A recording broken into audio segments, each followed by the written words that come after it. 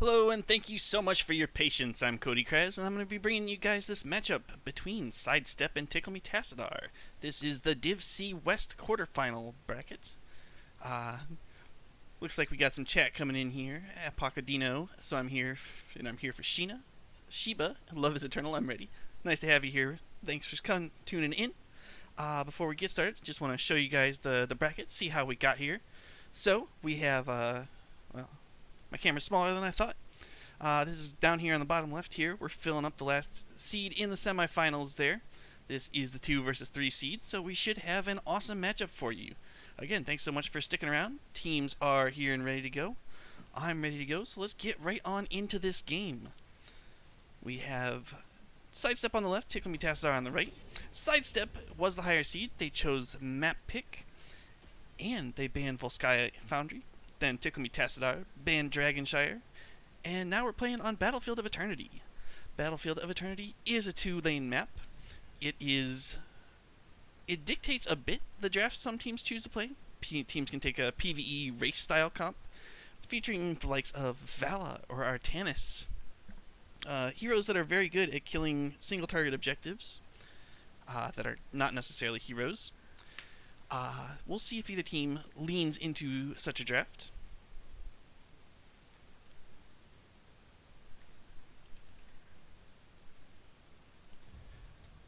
First pick here is on the side of Tickle Tassadar, so they'll have first ban. And looks like they're still thinking through their strategy. They are going to ban Hanzo, the best racer in the game in terms of racing down the objective. He goes with that scatter arrow build. There's a couple nice pockets around all the immortal places where he can just shell away, do all kinds of PvE damage. And Kerrigan gets banned out by Sidestep, not wanting to give first pick advantage there to Tickle Tassadar. Kerrigan may be the most overtuned hero in the game currently, at least in terms of popular opinion, so I'm not surprised to see her banned out. Hey, welcome to the stream, Miss Caminel, calling out good luck to everyone. And Sheba, got an affectionate member in chat there. We have the Whitemane and Genji bans. Whitemane, a top tier healer. I'm struggling with words, I apologize. And Genji is banned out on side of Sidestep. He's an extremely mobile assassin from the Overwatch universe. Trabe saying, Div C, let's go. Rock Drummers Rock wants to be tickled so hard. Assume that means you're rooting for Tickle Tassadar. Welcome to the stream, friends. It is going to be Artanis, the first pick there for Tickle Tassadar. And I think that's a great first pick. He handles the solo lane well enough. You know, maybe not the best solo laner in the game, but he makes up for his slight... he's slightly subpar in the solo lane, but he's great for racing that immortal, and I think he's a great pickup here on Battlefield of Eternity. And we have Tyrande and Li Ming picked up on the side of Sidestep.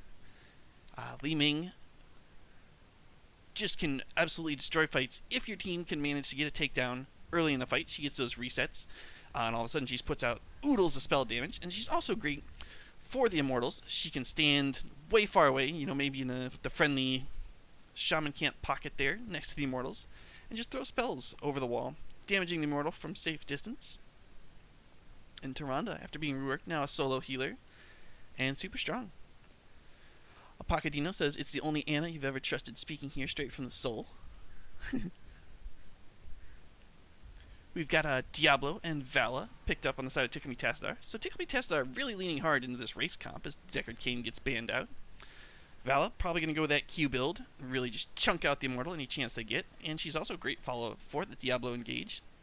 There's plenty of little walls and obstacles for Diablo to be wall-banging people into to get that stun, the additional damage, and the resets on some of his abilities. Get that W reset, get the health at level 1 if he goes that route. Thrall going to be banned out by Tickle Tassadar. That's a strong ban. He's good at race, good in the solo lane there. Could have a lot of impact in fights around the objectives. We have Blaze Garrosh picked up, so I think Blaze better in lane than Artanis, but maybe slightly worse around the objective. But the bunker could come through and save people from Lightning Breath or Apocalypse, either of Diablo's initiation ults there. And Garrosh, real scary. He's got a lot of CC in terms of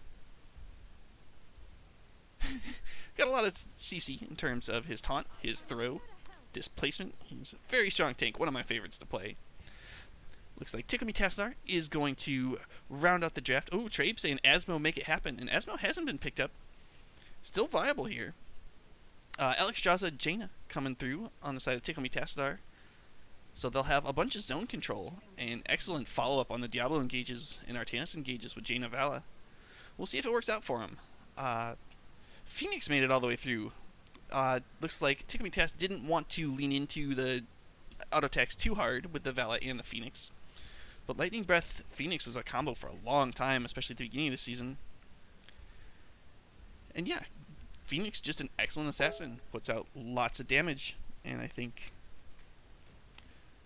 yeah, it's very strong drafts on both sides.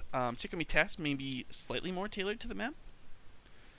But in terms of just the overall compositions, both teams drafted well. Looks like they mostly got what they wanted. And yeah, Sidestep, the higher seed in the bracket. Just a reminder, they are the 2 seed here versus the 3. And I really like their draft. I think, just looking at the draft, maybe they've got a bit of an advantage here. And yeah, we'll see how this one plays out. This is Sidestep's map pick. And they're looking to take this one home, get ahead 1-0 in the series. This is a best of 3, since we are in the playoffs now. If you've been watching previous NGS casts, you know, maybe you got used to that sort of best of 2 format. But that is no longer the case. We play for keeps now. Winner moves on, loser goes home. Has to wait for next season. Teams are taking their time, loading on in. Looks like we're finally going to get there. Bar is all filling up.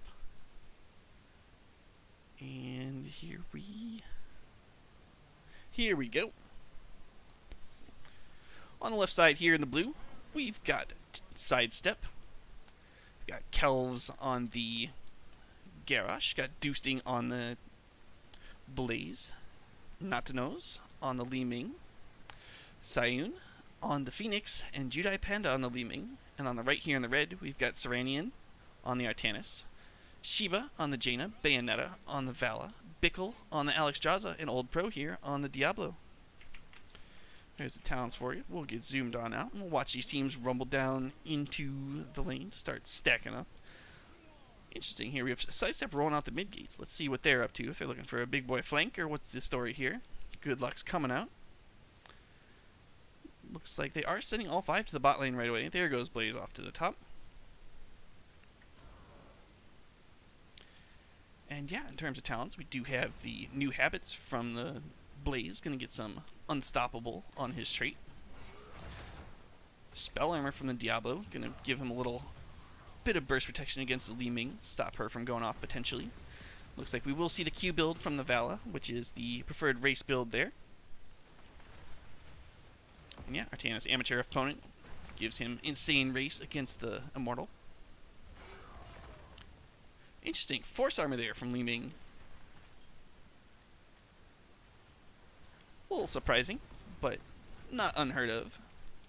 Not a lot of globes hanging out around the Immortals. So I figured she'd get value a different way from her level 1 talent. I think that's respectable. Checking out the top lane here. Both heroes dropped a little low, but Blaze has the ability to heal himself up by just chilling in his hot tubs, and Artanis kind of wants to be about that low where he starts getting the shield value and really makes himself a bully. Shiba gonna rock it, says the Pacadino. Loving the chatter, guys. Keep it up. But do remember, I am on a 2-minute delay, so won't be quite able to keep up with you maybe as well as I'd like. Makes it a little awkward when I respond to stuff 2 minutes after it happened. You know, people are like, what a cool team fight. I'm like, yes, that fight 2 minutes ago was a cool team fight. But I'm here. I'm with you. I'm checking out what you're doing. Keep it up. Slightly inexperienced for Tickle Tassadar. Both teams looking for an opening to pick up those Khazar camps in the north and south parts of the lane. Blaze and Artanis still just slapping each other with wet noodles. Nothing really happening up there. But this is important. Look at this. Sidestep has shoved Tickle Tassadar all the way back to their wall, broken the side wall, put some siege damage out onto that tower. Really flexing their muscles a little bit here in this early game. Yeah, Li Ming keep getting free lane to step up, shell away on that gate, blast those towers. Kind of a helpless feeling if you're Tickle Me Tassadar there. Like, you don't really want to be sacrificing a lot of your own health for your structures. But you don't want to give up the structures either. There's a lot of XP in those. And that's just kind of your place to fall back to for safety. Artanis did split here. Got the Khazar camp shoving in the top lane. And looks like Tickle Me Tassadar might also... They stepped towards the Khazars in the bottom lane. Now they're going to go pick up their Shaman camps, which is the meta rotation to make here. Gets you some off-lane pressure during the Immortal phase here, as they spawn in neutral territory. And yeah, Sidestep got the better, quicker rotation. They rotate through the defensive side, and they're stepping up onto the offensive Immortal. Gonna start putting a little damage onto it.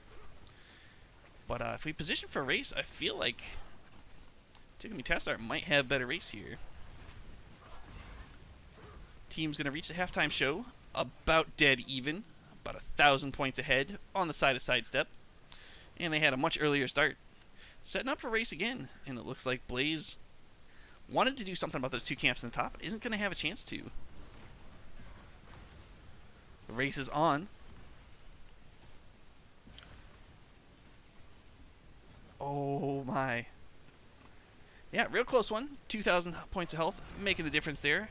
Garrosh harassing around the health globes. The rest of the team has already gone off to deal with these two camps in the top lane. That took a gate and half of a tower. Got that taken care of, but now it's going to take a lot of heroes rotating a long way to go deal with this Immortal in the bottom lane. Kil'jaeden Nerd Rage says, no excuse. Kelv's going to get bullied a little bit there by the Immortal. He's trying to zone away the rest of the heroes as he wanders on back now through his gate. Putting some auto attacks on him. Trait giving him armor just a wee bit right now. More and more as he takes more damage. Gets slowed by the Akshaza. Trying to step up onto Diablo. Chooses not to toss him. Gets the stun out from Tyrande. He's walking in that circle. There's the toss on the Diablo. Uses the Unstoppable so Diablo can't Shadow Charge him out. Puts another Groundbreaker on him. And now he's starting to get dropped low. I don't believe... I guess I can't tell from that screen whether or not Diablo already uses armor. That's annoying. Teams do have their level 4s online. I apologize for not popping those up sooner. There they are. Do have the standard build still coming through from Garrosh. Let's up. Got mobile offense from the Phoenix there into the target acquired. And now 7s are here for Sidestep, even though they lost that first Immortal phase. Checking out the top, they're going to be just fine. Looks like Sidestep now rotating down into this camp. And I don't think Tickle Me Tassadar can make it here in time to contest it. Diablo scouts the bush. Oh my gosh, he's here ahead of his team. There's the Indomitable to stop the charge in. And they do pick up the Khazar camp. Put out a little poke. Then they rotate around the Safeway and start escorting their Khazars through. 7's online for both teams now. Jaina's leaning heavily into the Frostbolt build. There's a toss over by the Garrosh. Gets the follow-up stun from Tyrande. Excellent CC chain there. Old Pro getting dropped super low. Is able to stagger on out. And Jaina Blizzard gonna clean up a lot of the Khazar's health. Still a lot of time on these camps. Immortal's about to spawn. We won't have the split lane pressure for this objective just yet. But Artanis is picking up these Khazars. It's gonna get scouted out here.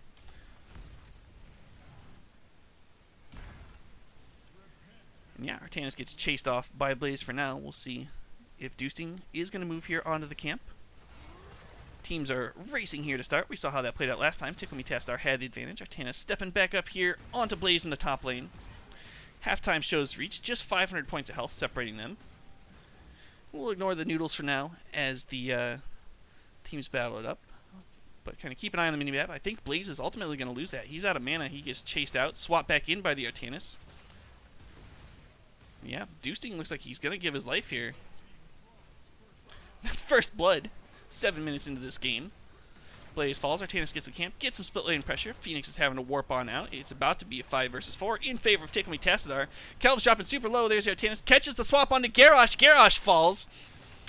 And Not to Know is running for his life too. He gets the slow out from the Akshaza. I think Diablo's chasing down the Li Ming. There's the forced missiles. And Not to Know's going to make it out. But so much damage came through. Tickle Me Tassadar. Wait, what?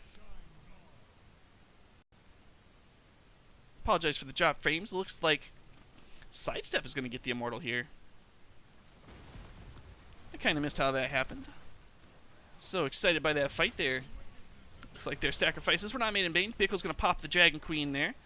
So they start to burn down the Immortal, and its shield just about to drop there. There she blows. He's going to step forward into melee range now that he has no shield left. 10's half level away from both sides, but this Immortal looking like it might be able to get 10 earlier for Sidestep, which would be a nice advantage. It's going to fall. The wall's going to fall. Not much else. Good defense by Tickle Me Tassadar. And actually, they just got a boatload of experience there. Actually going to win the race to 10, it looks like now.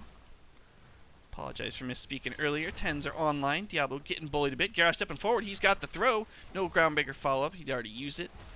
There's the Shadow Charge in. There's the Apocalypse. It's going to be a big ol' whiff. Ring of Frost into the giant toss from Garrosh there. Diablo drops super low. Gets healed up. There's the Life Binder. Going to get him on back to full. It is 100 soul Diablo. Diablo uses Shadow Charge out onto the Li Ming, who stepped too far forward. There's the Overpower. She's just barely able to get away. Old Pro now drops super low, though, and there he goes. First kill on the side of Sidestep. Not to Nose getting filled on back up there. And everyone going to back on the side of Tickle Me Tassadar. Looks like Sidestep might step up and just take this fort. The heroics for Sidestep are Warlord's Challenge, Bunker, Purification Salvo. Got the Wave of Force from Li Ming and the Shadow Stock from the Tyrande. And then on the side of Tickle Me Tassadar, we've got Apocalypse, Life Binder, Rain of Vengeance, Suppression Pulse, and Ring of Frost. This battle on Battlefield of Eternity has been non-stop, guts and glory on both sides. First fort of the game has gone over to Sidestep, and the Immortals are about to spawn, so the teams are making the rotation to their Shaman camps. Looks like Tickle Me Tassadar is going to pick up theirs first, but not significantly so. No Khazra camp going to be picked up at the bottom, it looks like. And here come the Immortals. Spawned in neutral territory. Tickle Me Tassadar is already on the blue Immortal, and they're just chunking it down. What a quick halftime show. Kelv shows up, whiffs on the Groundbreaker, threads it in between a couple members of Sidestep. And now Sidestep's going to have to take the fight to Tickle Me Tassadar, so they step into defensive posturing here around the bottom Immortal.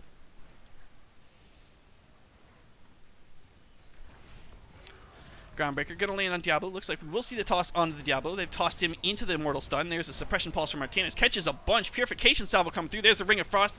Just catches... Oh my gosh. Apocalypse comes through too. There goes Tyrande in the fight. Jaina getting dropped super low by the Blaze in the bunker. Dragon Queen's popped. Is working on keeping the rest of her team's health bars popped up. Shiva's still having to hide outside everything with only 175 health. There's the swap coming through from Martinez. Blade Dash, pardon me. He falls. And we've got a member down on both sides. Zeusting down to 700 health and trying to back away. Vala might be able to finish him off. He comes in with the jet propulsion. Gives his life. Now Kelvs is going to fall too. Excellent finish to that fight by Tickle Me Tassadar. They dropped two members of Sidestep for just the Artanis on their side. Not to know is kind of sharking around here. Thinking about dropping a bunch of spells into the line. Catches all three of them with the orb. Phoenix steps up. Bayonetta going to fall. There's a Shadow Charge by Old Pro. He pops his spell armor. Not going to be enough. Not Nose finishes him off, but Not Nose is out of mana. Wow, big short-handed fight there by Sidestep. Executed well, but they're going to lose their top fort. If you were keeping it on the minimap, you saw that Shaman camp just absolutely taking out the top fort with that wave. Bickle eats a huge combo from Not Nose. There goes top fort. But the Shaman camp in the bot lane also got a bunch of value for Sidestep. Not quite as much, but a similar amount. Looks like it will be Tickle Me Tassadar's Immortal this time. Li Ming has to head back, force the mana to help with the defense as Blaze goes off the top lane to equalize Soak there. Artanis is showing in the bottom lane here. He eats a Groundbreaker. He gets tossed over, but I think he'll be just fine. He's a thick boy. Got the Immortal to back him up. Stuns out the back line of Sidestep. Garrosh lands a Groundbreaker onto Diablo. 13s are online for both teams. Here's some talents for you as this fight develops. Got the Suppression Pulse coming in early from the Artanis. Just barely misses the swap. Excellent Sidestep by Sidestep. Before it falls, and the Immortal still has full health, no shield, so it will be attacking melee, the weaker bit of its attacks. But it's still a lot of health to work through. About 10,000 or so left. There's Kelvs in the back line, dueling with Old Pro and the rest of the team. Goes ahead, hucks Old Pro over, gets the Tron to stun follow up. There's a wave of force from Li Ming. Taunt lands on Diablo. They're trying to burn him down, but the Lifebinder's come through. And Phoenix pops his ult, but dies in the back line. Doosting doing his best to try to bully people out of the Alex W. He falls too, and all of a sudden, what was a successful defense is now starting to look ugly. 2 members down on the side of Sidestep. Tickle Me Tassadar stepping up. They might look keep here. Artanis just blown away. Bayonetta didn't quite get the memo. She wants to leave. The rest of the team standing around. They know they have a 5 versus 3 for another 10 seconds or so. Garrosh stepping up aggressively. He lands a Groundbreaker onto Serenian, tosses him in. There's a suppression pulse. He blade dashes to try to recharge his shield there. And there is the shield coming through. He's going to be just fine. They get the kill on Kelvs. They've got another wave of minions coming here. Look like they're a little worried about their mana resources. Serenian feeling the burn. He's going to back on out. They got what they came for. They're up 8-4 in kills. Got some structure damage. They got the bottom wall there. And pick up this Khazra camp. Just kind of deal with the map for a while.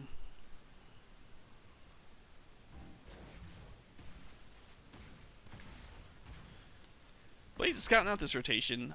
Not sure what he thinks he's going to do by himself against the 4-man squad of Tickle Me Tassadar.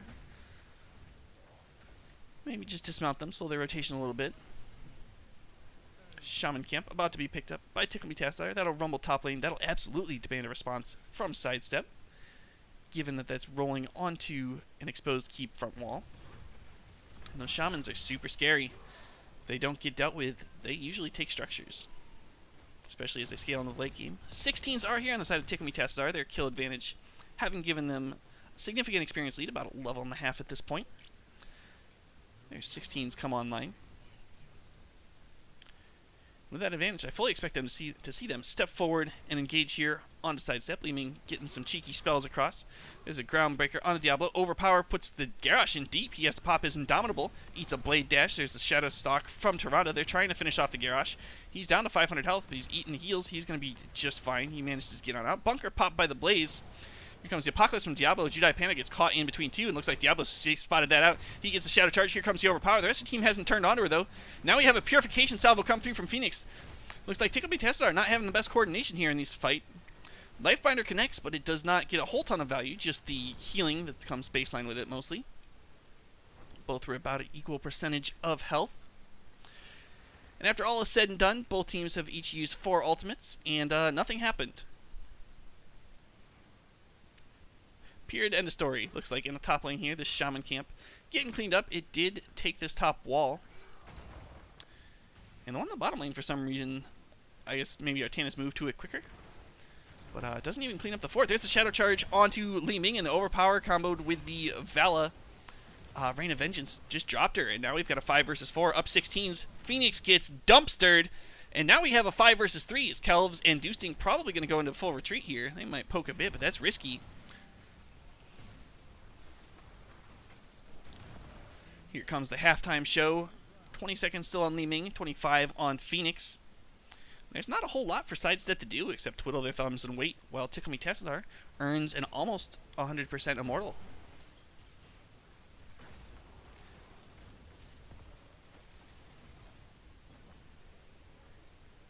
Yeah, they picked it up so quickly. Sidestep didn't even have time to pick up their 16 talent tier. So now they're going to be short-handed for this, and I don't like this rotation from Tickle Me Tassadar. I don't know if you see, but they rolled Artanis to the bottom lane. And up a talent tier with this full health Immortal coming, I'd love to see them shoving us 5 and just really try to take it to Sidestep. Take absolutely this keep. Maybe even rotate bottom, get both keeps. Groundbreaker just poking at Old Pro. Not much else. Just let him know he's there. Sup, girl? You know what I'm saying. Immortal rumbling forward. Comes its first. It's going to do the spinny whoop. Take out the minion wave. Now it's slaving or shelling away. Drops the tower. And we have Artanis in the bottom lane. He's actually getting a lot of value here against the Blaze. Made the Blaze spit away. He's going to get that keep, maybe even. And the Immortal stepping up onto this. Oh, poor Phoenix just stood in the Immortal stun. Saying gets chunked out a wee bit. Kelps keeping poking away, zoning on the Diablo. Looks like the top keep going to live with a sliver of health. There's a suppression pulse from the Artanis. We'll see, might see a reinitiate from Tickle Me Tassadar, but they weren't on the same page again there. They're mostly backing away. Artanis shows up. Are we going to see? There's a toss over Indomitable by Garrosh. Excellent micro by him. Lifebinder comes through. Going to keep the Diablo alive. There's the Purification Salvo. Apocalypse is used. Ring of Frost. All kinds of heroics coming out here in the fight. We have the Rain of Vengeance whiffing on everything. Serenian dropped to about 75% health. Judai Panda way away far in the backward. Blizzard just chunking people out. But Jaina is the first to fall in the fight. Artanis now falls. We have 2 kills to 1. And Old Pro is dropped super low. This is becoming a disaster on the side of Tickle Tassadar. They stuck around a bit too long. Bickle and Bayonetta are in full retreat. Diablo had his souls reset. And they're now 3 versus 4 for the foreseeable future here. Another 40 seconds. Diablo going to have to work on picking up some souls. Looks like Sidestep now. Catching up in experience. They're on an even talent tier finally. Up until 20. They're still almost a level behind. They moved on to this Khazar camp. Going to get some experience that way. Blaze might shove up in that fort in the bottom lane. Grab that banked experience.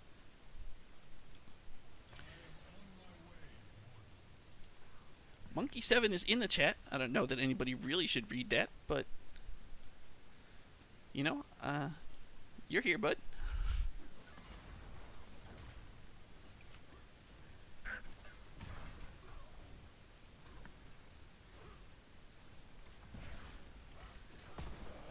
Tikumi paving the way for their Shaman camp in the top lane as Sidestep picks up their Shaman camp.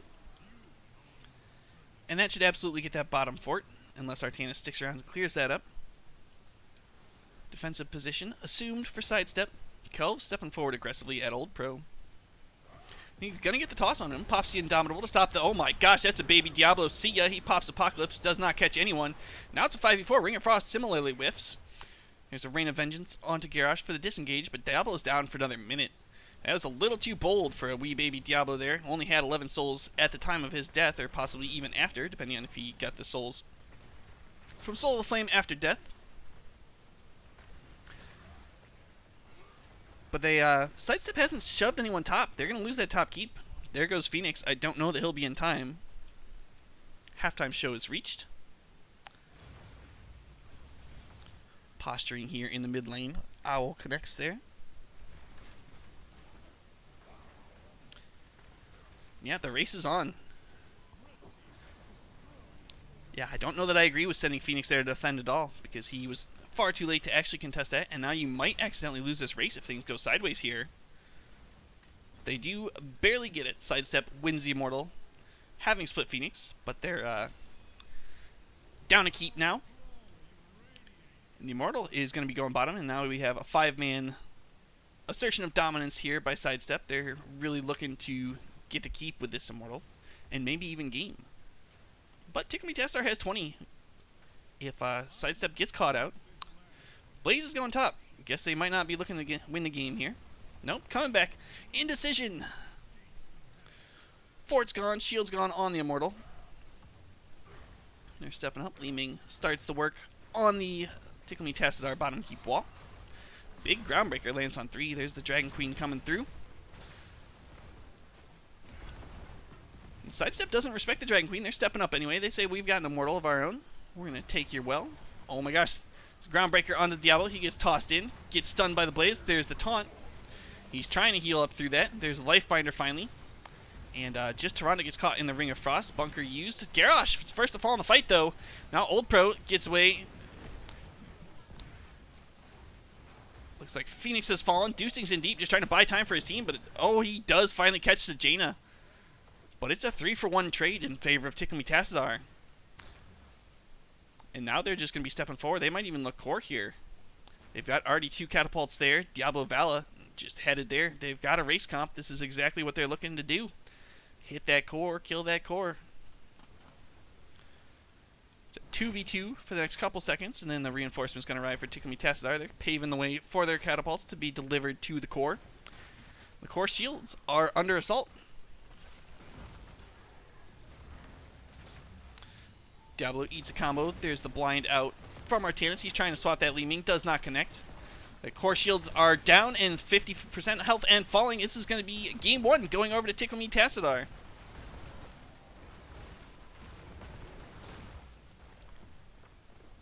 Yeah. Excellent game all around. We Had a nice back and forth battle there. In the end, though, I feel like Tickle Tassadar drafted slightly more for the map, and in the end, maybe got rewarded for it. Maybe they just got the win in the end. There's some talents for you before we talk about damage numbers and stuff. Have the mostly standard builds from everyone that I'm seeing. This Diablo one's slightly different. Souls of the Flame, Malevolence, Apocalypse, Devastating Charge, Domination with the Hellgate. Looks like more of a classic Diablo build rather than a reworked Diablo build, but it's still quite effective. Look good there.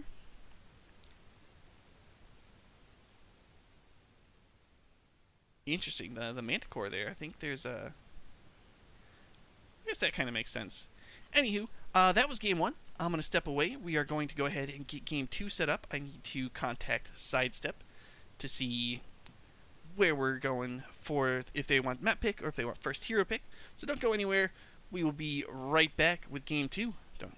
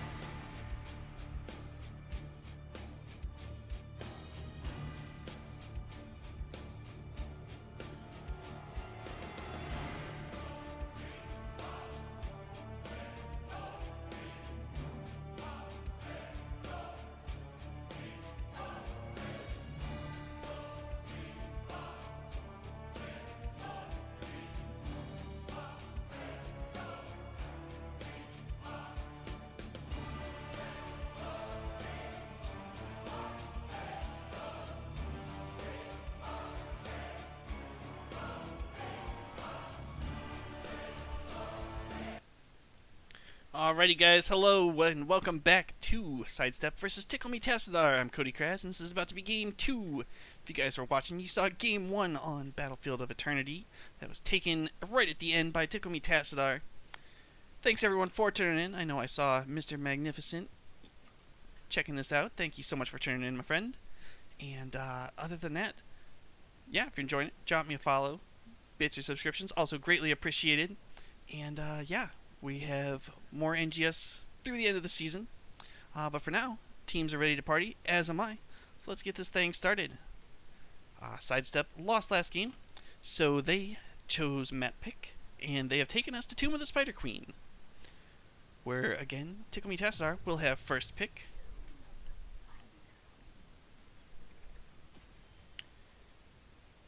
Yeah, Tickle Tassadar up one series. I imagine we'll see a different draft style from them, given that this map, not so much about the race comp, more about rotating between mid and top, trying to gain an advantage to get the web weavers, open up top lane, and win through the boss lane is, the general strategy. Obviously things change as the game develops. But heroes I like to see on this map, Asmodean just stacks like crazy on this map. So strong on this map. Kerrigan, still worthy of a ban. Joanna's a pretty meaningful tank. She can wade right in there, scoop the gems, and get on out without being in much danger. And Tickle Tassadar agrees with my assessment of Asmodean being too spoopy. Even with first pick, they aren't going to let him through. And there goes Kerrigan. It's like I read their minds. Yeah, next bans, Raynor, Phoenix, Genji, all good bans. We saw a white main ban last time from Tickle Tassadar. Would not be super surprised to see that again.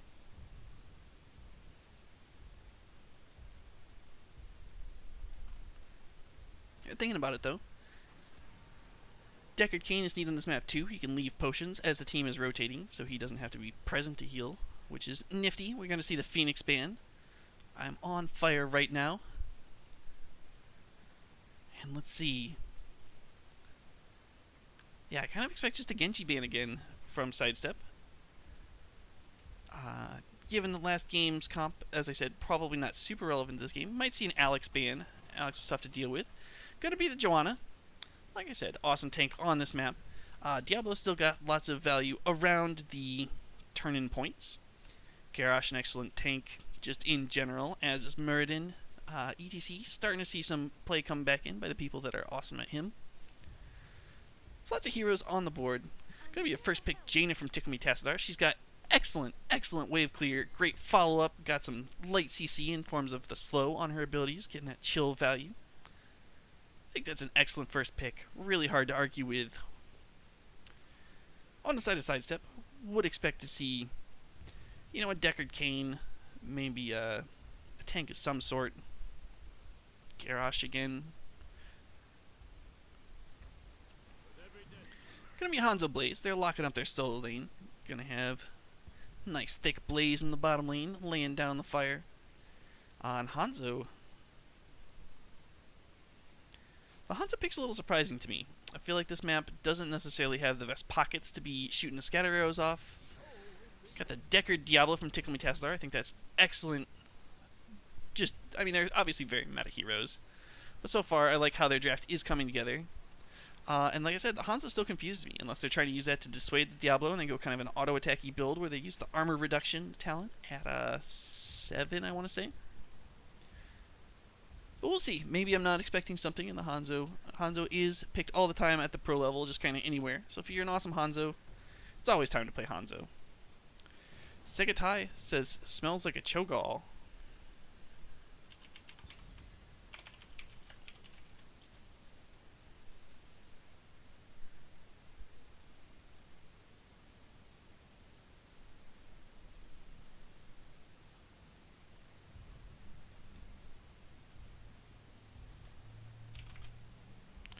Yep, just checking. Looks like Kelv says we're okay. Segatai felt similarly about the Cho'Gall, is going to go ahead and ban that out.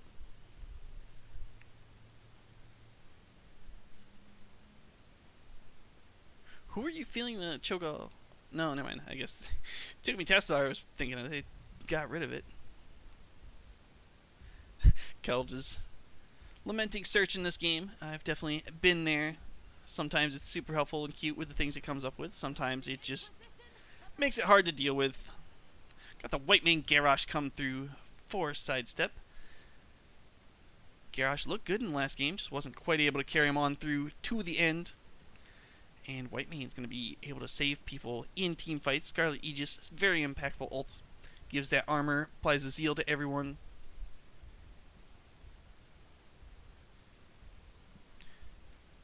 And just white main in general, super strong in fights. We've got Yrel picked up to match Blaze in the bottom lane, and Maiev going to be the final pick for Tickle Me Tassadar. And we've got the Li Ming again. So kind of questionable wave clear on the side of Sidestep, on a map where wave clear is pretty important. You know, both teams have solid solo laners. Tickle Me Tass doesn't have a ton of wave clear, but Jaina by herself should be enough for it, as long as she's not getting distracted. Killed in Nerd Rage was worried about the Cho'Gall as well. But Tickle Me Tassadar sniffed it out, went ahead, banned it out. And Sidestep kind of had to maybe pivot if that's what they were thinking.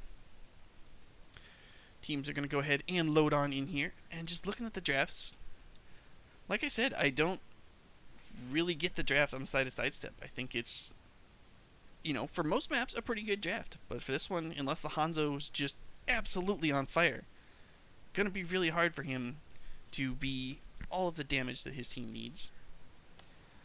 But yeah, he'll have to be initiating the damage and Li Ming cleaning up to get those resets if they really want to win the fights. And it's always hard with all the minions in the way. Killed in Nerd Rage. Called it. Yeah, with the ban. You're probably right. Yeah, just a nice, solid comp on the side of Tickle Me Tassadar. And they're looking to advance here. Whoops. On into the finals.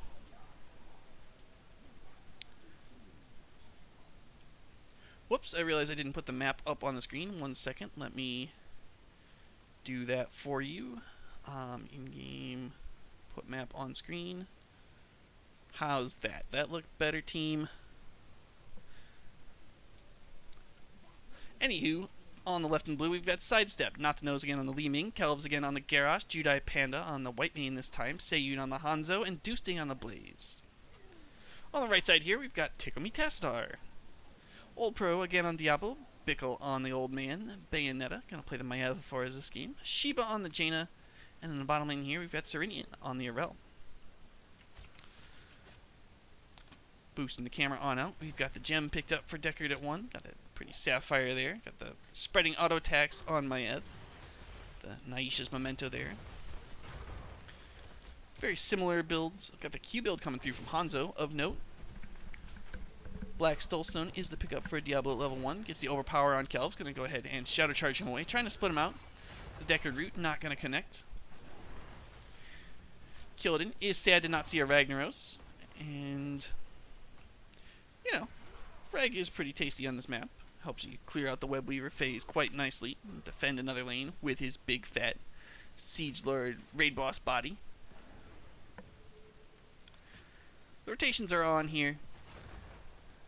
Looks like probably not a whole lot will be happening as the teams rotate back and forth. And similarly in the bottom lane, we've got two big, thick heroes here. Just going to be slapping each other back and forth. Just scooping up gems, booping each other. Serenian losing in the mana race, though. Might have to tap first. So yeah, it'll be interesting to see how the teams manage their rotations. Looks like not a great job of centering all the gems on one hero by Tickle Me Tassadar. Slightly better on the side of Sidestep there. But now, yeah. Looked like Diablo thought about bullying Kelvs and then just gave him a shove, let him go. But yeah, a lot of times you'll see one hero trying to be the main vessel for all the gems. Makes you not have to do as many turn-ins. And typically it's the tank, because then the tank, you know, super tanky, gonna be hard to gank in a rotation. But that also means the tank isn't available for zoning. So, see, Old Pro battling with Garrosh gives him a flip to pass him on through. Lots of CC coming through on him. That's just what the tank wants. He's feeling just fine.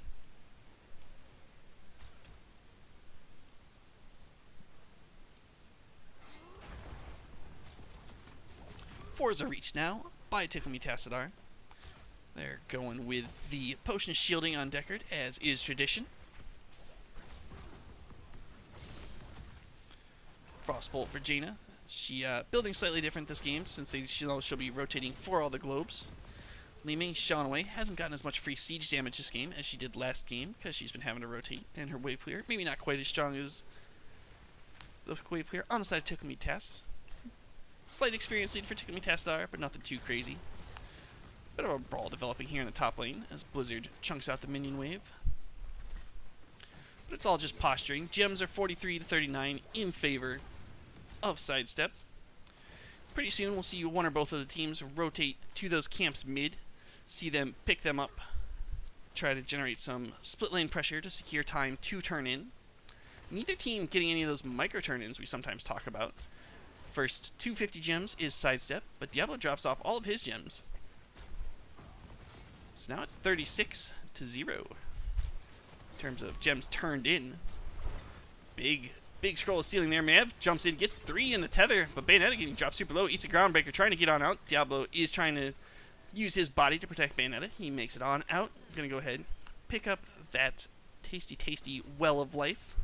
Hanzo rotating down here into the bottom lane, poking away, trying to probably get his Q quest stacks there. On the Urel. How's he doing? I guess we can't really tell from this screen.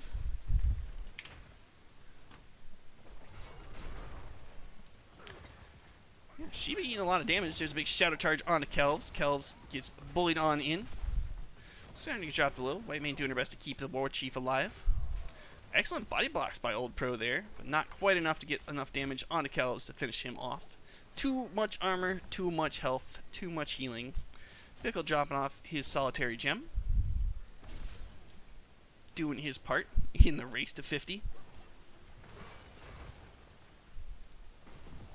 Yeah, Hanzo rotating down here again onto the Urel. But Serenian just gonna swing the baseball bat, roll on out. Be just fine.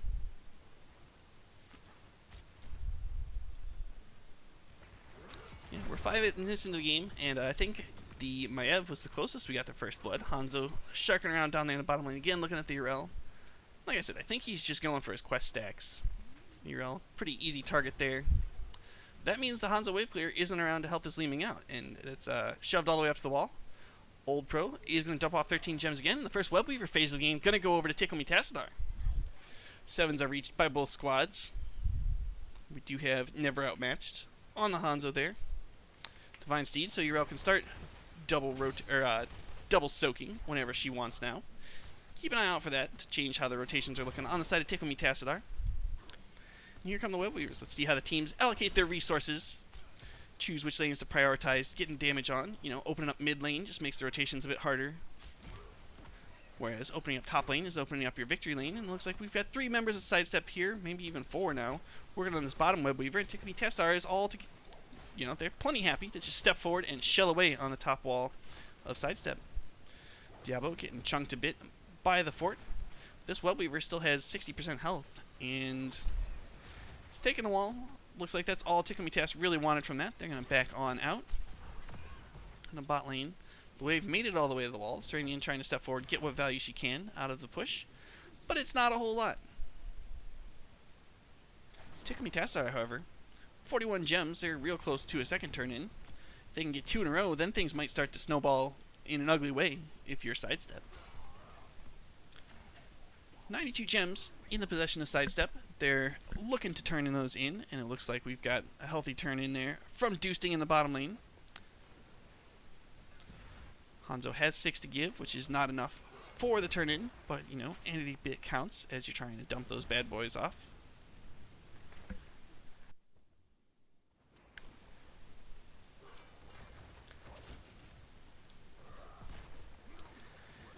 Again, I kind of talked about it earlier. Neither team has gone and picked up the camps. I guess neither team really has a great taker. Jane is pretty good, but she's necessitated for her wave clear in these rotations. Mania stepping up a little riskily with the Garrosh on the other side, but she's going to be just fine. Old Pro dumps off his gems. And Tickle Me Tassadar about to have enough gems to turn in, so things are getting interesting here.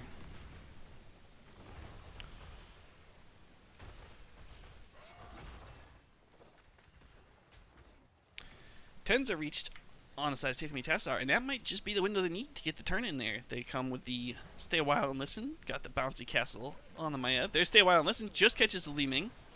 Maiev steps forward, uses the Bouncy Castle. Ring of Frost, Garrosh is able to toss Li Ming on out of that. Things are going to be just fine. We have the Dragon Strike from Hanzo picked up. Ardent Defender on the Urel. Apocalypse on Diablo. Ring of Frost on Jaina. Warlord's Challenge on Garrosh. We have the Bunker, the Wave of Force, the... Yeah, this is Scarlet Aegis on the White Mane. And Hanzo and Dragon Strike, which you don't see a whole lot of. I think that's kind of weird.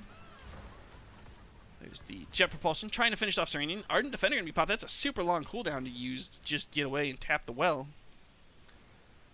But the Arshi blows. It is enough to get Tickle Me Tassadar their second consecutive Webweaver phase. And if they can find a kill here, all of a sudden Sidestep might start looking in a bad way. Lanes are relatively pushed right up to the mid line, so no major advantage or disadvantage in any lane for Tickle Me Tassadar. And it looks like, again, they're going to concentrate their efforts top in an effort to open up that top lane for a boss play, maybe even right after this if they get enough experience.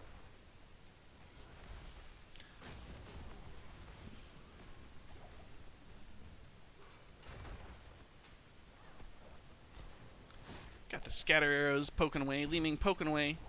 But the half-elf Webweaver is stepping on up, uses its giant wave clear ability.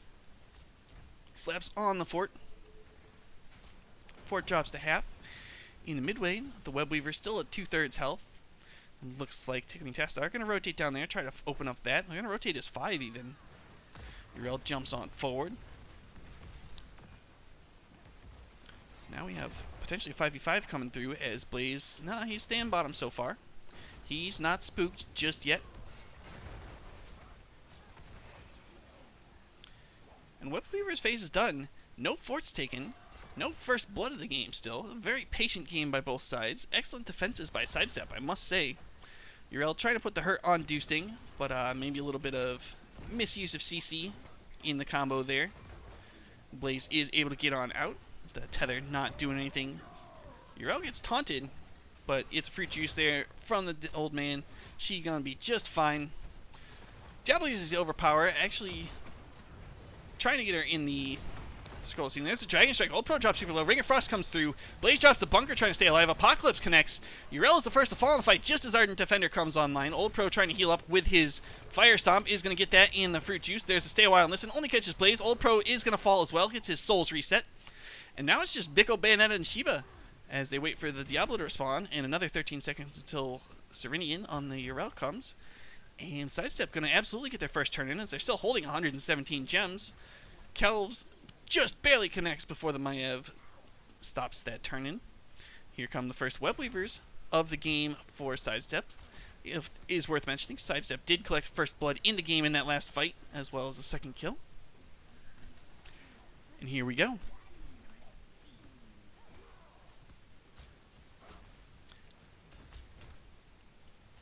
Kind of like this. Sidestep gonna go ahead, pick up this bottom camp, shove with that and the Webweavers. And they also have left their entire squad down here. They're really angling for fort here. They have picked up 13s. Jaina showing in the top lane. She's clearing up top, so not a lot of AoE worries on the side of Sidestep. This fort just getting dumpstered. Kelvs. Jet Propulsion also lands on Old Pro. Looks like the Scroll of Sealing going to get the cleanse through. And Diablo falls. That's twice now in this series that Diablo has gotten killed, forgotten that he's a baby Diablo, stepped too far up, and just gotten blown away a second time. And that's really tough when you're the Diablo. Gotta keep track of that stuff. Urel now has split away from the squad. Jaina looks like she'll be meeting up with the squad here to try to preserve the keep. But front wall. One tower down, the gate down, and there goes the second one. Bottom keep wall is gone. And it's still a 5 versus 4. Even a 5 versus 3. Deckard Cain steps up too far. Biko gets blown away. We have the Dragon Strike coming onto the fort. I don't know that that actually does siege damage, but it is zoning nonetheless. There's Garrosh throwing Doosing on in there. He's in deep. The Bouncy Castle connects. Got Judai Panda in there. There goes the White Mane. And Garrosh gets overpowered. He's going to fall too, and those 36 gems are not coming back. Look at that big boy right there. A lot of gems falling on the side of Sidestep. They overstayed their welcome for half of the bottom keep, but half does not get you catapults, and now Sidestep is turning in the gems that they have, and they've got a Web Weaver phase coming. This is another back and forth game. Hopefully you guys are enjoying this as much as I am.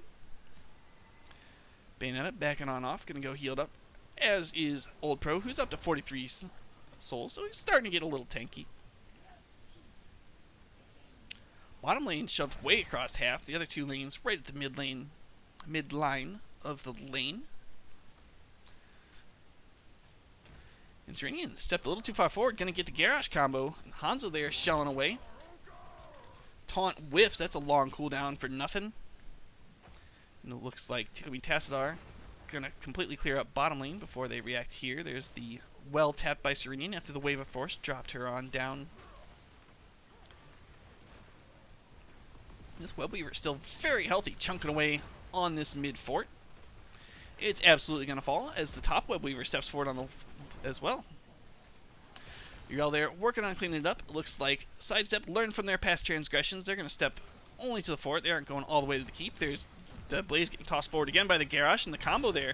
Finish them off. Big Ring of Frost comes through, though. And Jaina also going to fall. It's a 2 for none so far. Big combo onto the white main. She gets counter-killed there. And Diablo is on the run. Garrosh has given up on that kill. They say, we'll just keep pushing top with this giant wave in our 4 versus 3 advantage.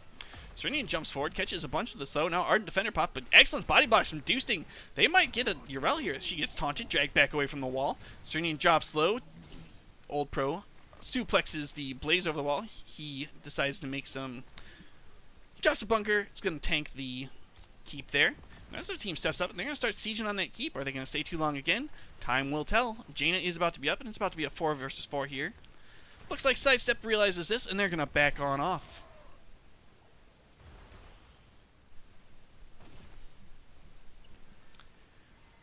16s are here on both sides. Looks like Urel hasn't picked it, which is a little surprising because she is dead and has all the time in the world to pick that up. 47 gems on the side of Sidestep. They're going to turn those in and keep working their way on towards 60.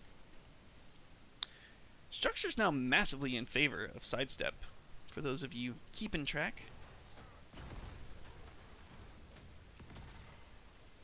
Urel finally picks up Holy Wrath there. Yeah, Diablo sticking with the same build as last game. This build from Jaina is quite different.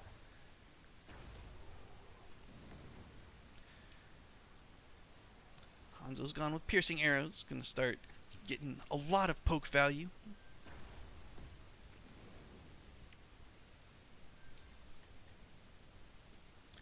Both teams pick up their spell camps mid. That's the first time those have been picked up to my recollection. Bottom camp was picked up at least once this game by Sidestep. Poke coming out on Old Pro. He is a tanky boy with full skulls. He's going to be just fine. Serenian steps up into the Garrosh. No toss there. Doesn't want to deal with the Urel. They land the Groundbreaker on the Old Pro. Cora says, hey all. Hey Cora. Welcome to the stream, bud. Thanks for tuning in.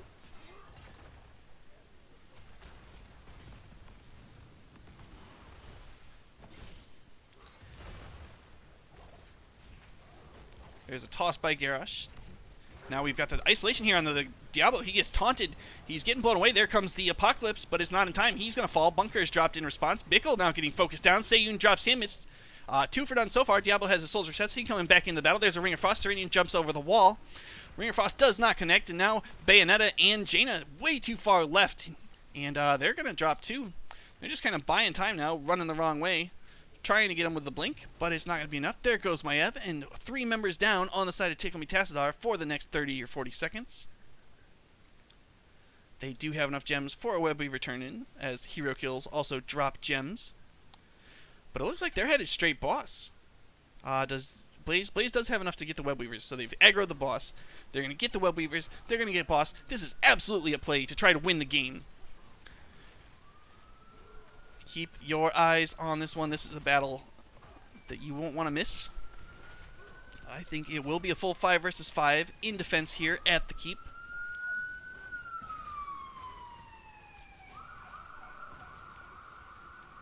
Boss is taken. I'm going to start pushing the web weavers out. Important to note that they didn't devote any members to taking out that wave, which means this web weaver dropped very early, and now it's split awkwardly from the boss. I think that was maybe a poor rotation there. Ranger says, hey Ranger.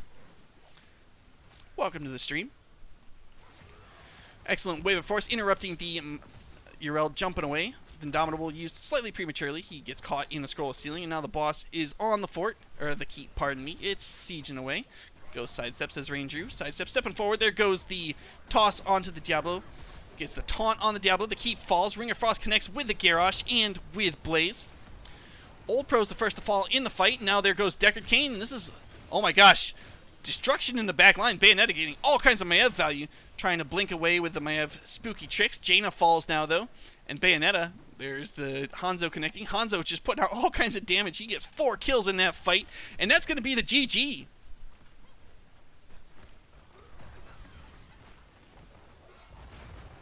Boss comes, 5 heroes on. There goes the core. We've got a 1-to-1 series on our hands going to a game 3. Steve Machine 17 says, Sidestep, force game 3, please, and we have gotten just that.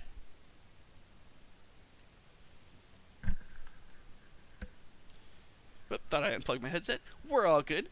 Hanzo, I doubted the pick early, but he put out all kinds of damage and got a bunch of kills. Excellent Hanzo play there from Seiyun, putting the team on his back, not dying. Excellent work from him and the rest of the team. You know, Garrosh didn't die either. Whitemane had a bit of a rough game, but that just comes with the territory. You play Whitemane, teams are going to try to focus you, because if they don't, Whitemane will just heal you all the way up through an entire team fight. Yeah, other than that, just was absolutely a strong showing on both sides, but Sidestep had the upper hand for most of the match, and took it home with that combo boss webweaver phase. There's some talent picks for you. Looks like we do have Bickle saying he'll take first pick, so I need to contact Kelvs. They took first pick. What map do you want? Yeah, let's just stick around during this break. We'll be going to Cursed Hollow. I'm going to go ahead and set this up. While we take a peek, this is the bracket again, for those of you that are keeping track. We're going to Cursed Hollow. So yeah, this is the final matchup of the quarterfinals in Div C. And it's a 1-1 game. So, super exciting stuff. Match history.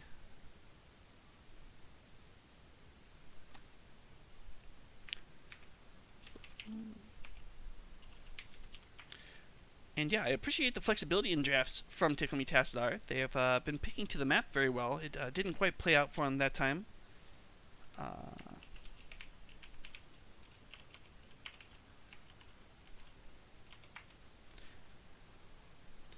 So, I'll be curious to see how they want to play Cursed Hollow.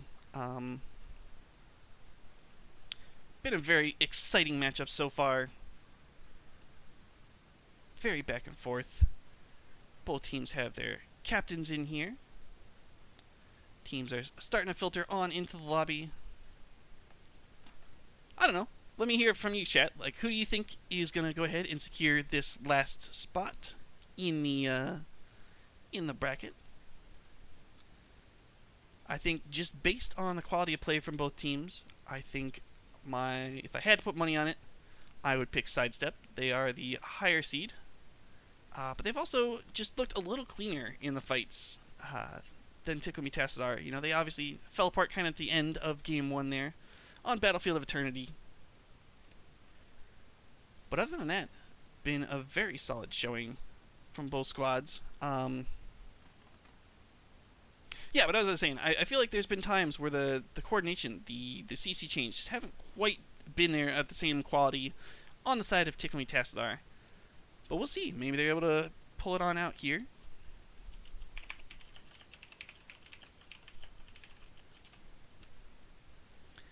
So yeah, Cursed Hollow for all the marbles. This is one of my favorite maps. Big 3-lane map, 2 boss pits, and you know, Hanzo picked up in the last game, but he went utterly Q build, so I don't know if we'll see the Hanzo again on the side of Sidestep. If you do pick Hanzo in this map, you usually take the W build, get those scatter arrows all around the boss pit, and that really lets you chunk it super quickly, win that race, and then go contest the opposing boss if you do it in time. Or just pretty much any time you think you want to, you can go take boss easily with the Hanzo. So wouldn't be super surprised to see that banned out. Asmodean gets a lot of value here with his lane control through his demon generals and through his ults, just being able to push all over the map. Lots of team fights here. I don't mind seeing an Alexstrasza, but I think Deckard Cain is preferred. Alexstrasza really best when she can pop that dragon form, and she can't use that in every single fight on Cursed Hollow.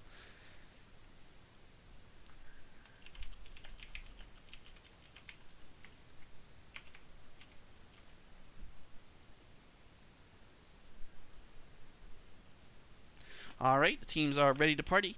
Game 3 coming at you. Here we go.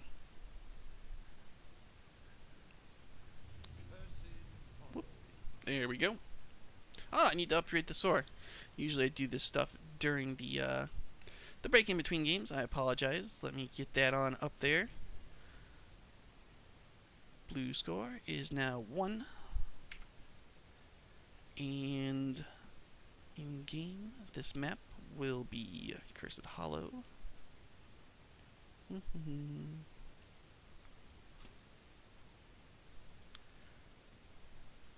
Alrighty, yeah, that should all look better now. Let me know if I've messed anything up on the slides. Franticus says, Judai, what motivated you to be Heroes of the Storm champion? I must have missed something. Anywho, Tickle Tassadar, elected for first pick after losing that match. And they're going to ban out the White Mane, and I think that's an excellent ban. White Mane, big thorn in their sides last game with that ability to save heroes very well. And she offers decent zone control, which will be very effective around the curse points here on Cursed Hollow. We've got the Kerrigan banned yet again on the side of Sidestep. They're just kind of sticking to their guns. They don't want to see a Kerrigan in this match at all. I don't blame them. First pick for Tickle Tassadar, though. I wonder if they have maybe some hero comp in the bag that they've been building up for. We're going to see the Asmodean ban here. I talked about that being a very effective hero on this map. Get those nipple rings on out of here. And yeah, Sidestep might see a Genji ban here, might see a Hanzo ban here. It is going to be the Genji ban. Keep that assassin off the back line. Yeah, if you're just tuning in now, welcome to the stream. I'm Cody Kraz. This is the Div C West quarterfinals, the final matchup here for the NGS in this phase of the playoffs. It's going to be Blaze first pick from Tickle Tassadar. Securing that solo lane. Cursed Hollow also kind of interesting because it's like symmetric, but not perfectly so. So like there's the boss on the top side on the red side and the bottom side on the blue side. Siege camps are likewise top and bottom. Oh, we have had a player drop. Bear with me as we get this sorted out.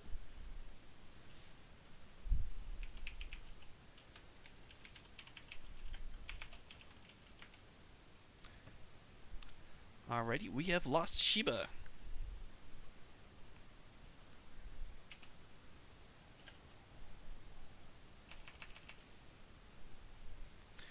Well, we're losing people left and right.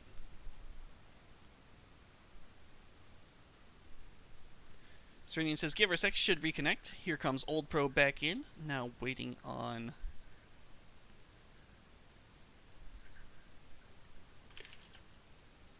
Serenian.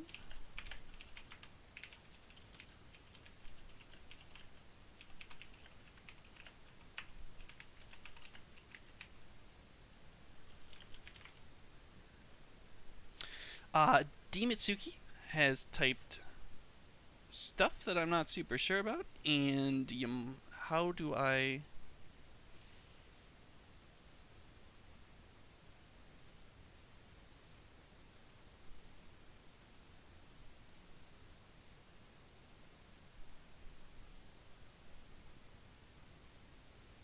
Alrighty, if somebody can help me out with... I guess maybe do I just have to go to my channel to get rid of inappropriate chats? I'm not super certain about that. I haven't had anybody be an idiot before.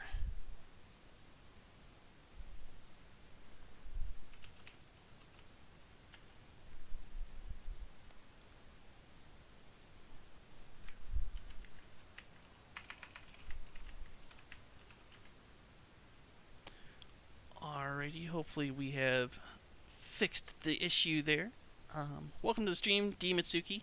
If you don't mind chatting in English, that'd be great, but I don't know that I have any rules about that, so we're just waiting on Serene to come on back here to this Game 3 for all the marbles. According to NGS rules, we will have to repick in the same order, but other than that, the draft will continue on as normal.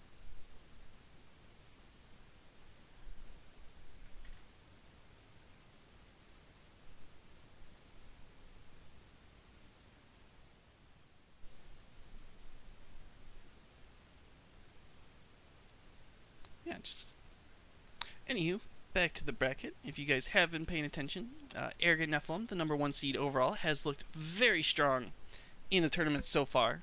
And whoever does make it through this match will have a formidable opponent in Arrogant Nephilim.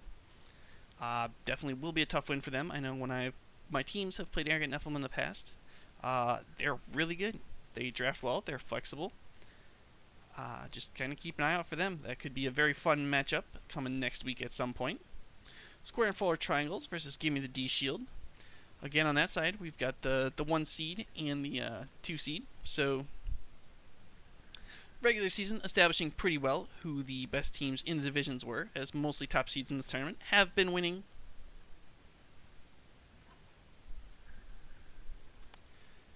Let's see. It was fun watching Arrogant Nephilim and Virtual Murky Slayers play earlier this week. I was co-casting that with Swing. Virtual Murky Slayers at one point, not in the game I cast, but earlier in the season, ran an all-specialist comp. They had Abathur, Zul, Nazebo, Medivh, and Abathur,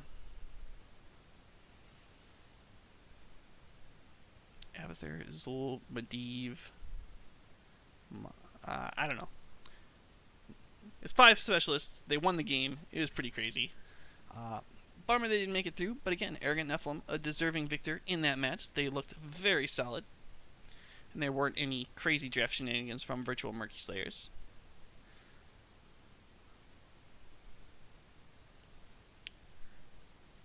Alrighty, Bickle says she's on her way back. Demonzuki says I'm loving English.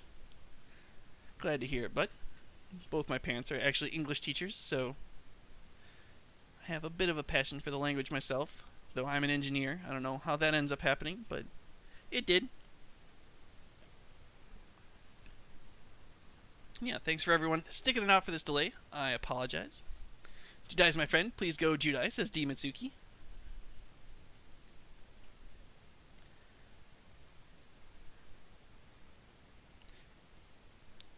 Yeah, this is, tension is just building here as we move into Game 3 of Sidestep versus Tickle Me Tassadar. I know it feels cheesy. We're just filling time, but draft about to be ready to go here as soon as Shiba reconnects. Someone should get to her, I believe it's, I don't know. Shiba needs to get an SSD, so these things don't have to take quite as long. Welcome to the future, whenever that does happen. SSD is super cool. Highly recommend. Other than that, other things we're looking to see from these drafts on Cursed Hollow. Let's kind of get back to talking about Heroes of the Storm. Genji's been banned out. There was once upon a time when I really enjoyed playing Tracer on pretty much every map, especially this one. There were a lot of cool flank opportunities, but I think she's been nerfed a bit too far at this point to be viable unless you're just an absolute Tracer god or goddess. Zagara, if played well, can be a terror on this map. She can have her,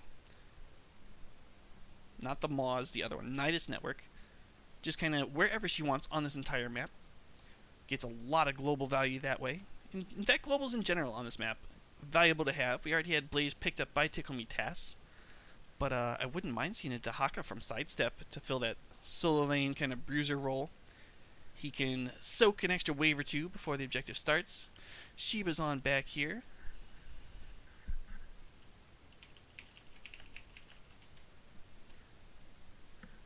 Miss Communal says I'm feeling very fresh. That's good to hear. Alright, guys, come on.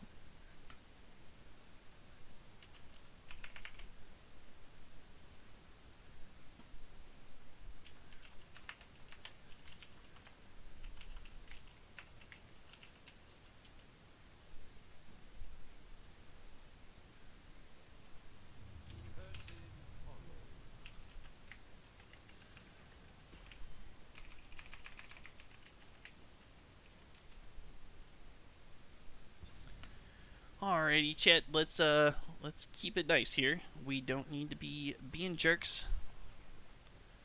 We have rolling back through the draft as it stood before. Got the Whitemane band, got the Kerrigan band. Here comes the Asmodean band, and then the Genji band. And then first pick was Blaze, and then after that, you'll have to remind me. Oh, yeah, we're back in draft. Here, let me put the draft screen up. Now we can all see the draft screen. This is a draft in Heroes of the Storm on Cursed Hollow for Game 3 of Sidestep versus Tickle Me Tassadar.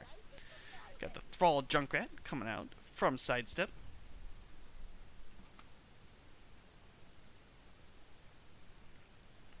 And now I think we're back to where we were when the game exploded previously.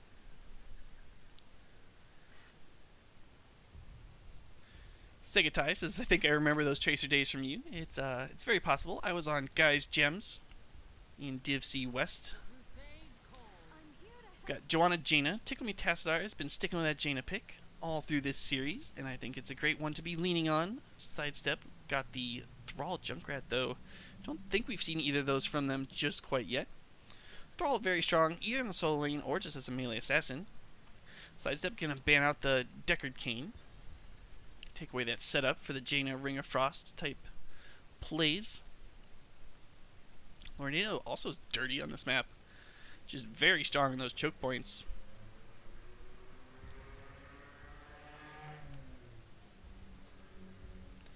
Yeah, in terms of bans, what we're looking for from Tickle Me Tass here. Might see another support ban. You're going to see the Garrosh ban. Sidestep had played Garrosh multiple times there. Oh my gosh, choke all instantly! Here we go. For the position in the Div C West semifinals, we have a Cho Gall. For those of you who don't know, Cho is stapled to Gall. It is two heroes in one. It's basically a little tiny mage sitting on top of a big chunky bruiser's shoulders. Here we go. And let's see, what do we have here? The response is going to be Alexstrasza Greymane on the side of Tickle Me Tassadar. So they aren't leaning real hard into the percent damage, though Greymane can pick that up later on in the game, around 16. Yeah, I think that's pretty good, though, because here's the thing. I've run a lot of Cho'Gall comps. Basically, what I've decided, the best thing to do is run a very tanky set of people along with Cho'Gall. Because the optimal play to dealing with a Cho'Gall is kill all of his friends. And then once they're dead, then turn on the Cho'Gall. But what teams usually try to do, draft a bunch of percentage damage and try to just blow away the Cho'Gall.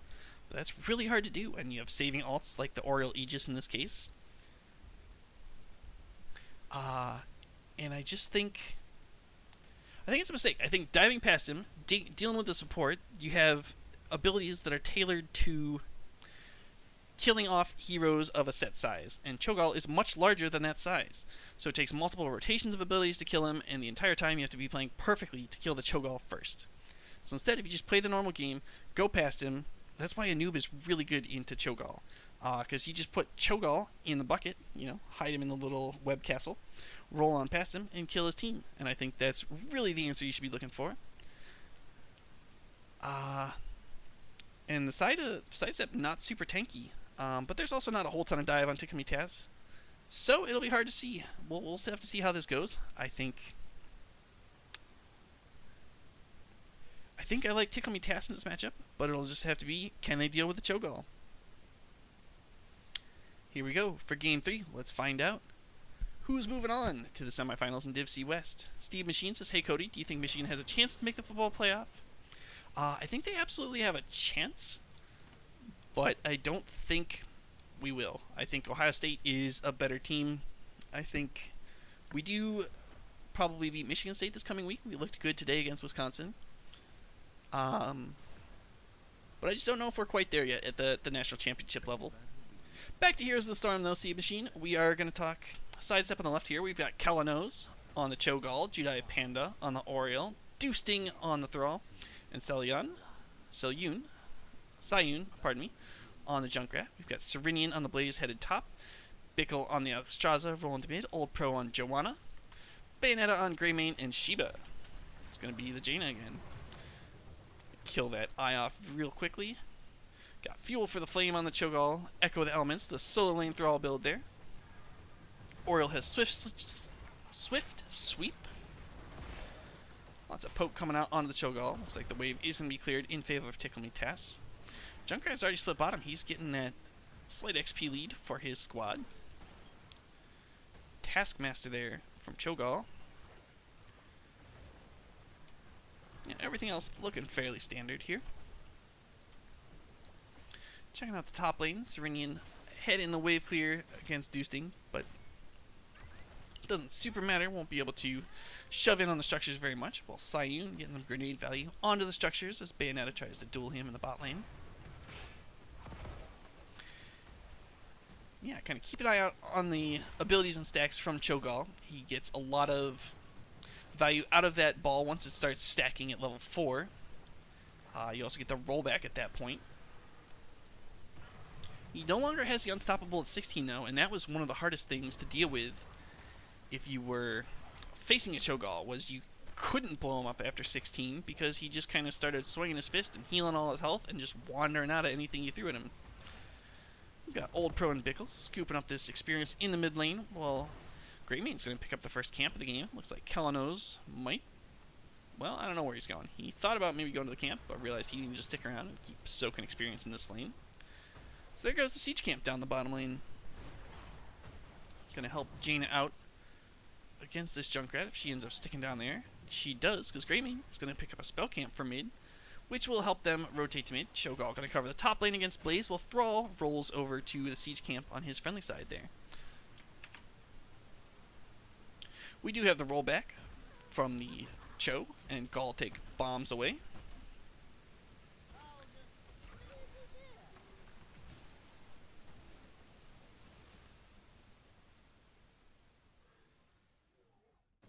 Yeah, build's looking fairly normal on both sides.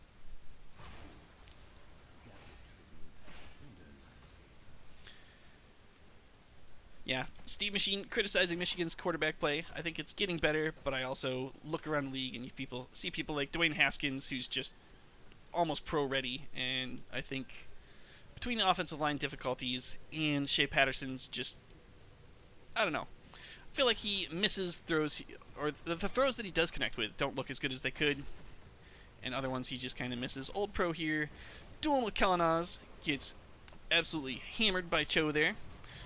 Shoved into the choke. Big jet propulsion catches 3, including the basically 2 heroes of Cho'Gall, so maybe almost 4. They're going to zone away Doosting. He's got the crown.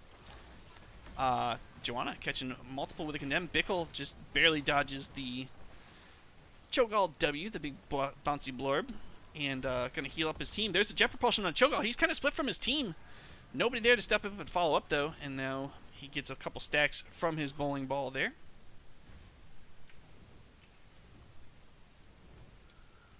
Already at 7 stacks of that, and the more that stacks, you know, each time increases its damage by 5. For some reason I thought that was infinitely stacking, but I guess I could be wrong.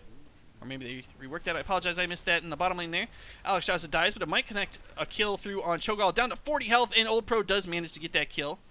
Double kill from the Joanna there. It also picks up the Oriole, and now it's a 1-for-3 trade, absolutely in favor of Tickle Me Tassadar. Chunked out the big boy, and now they're going to get the second tribute to the game, putting them on curse point.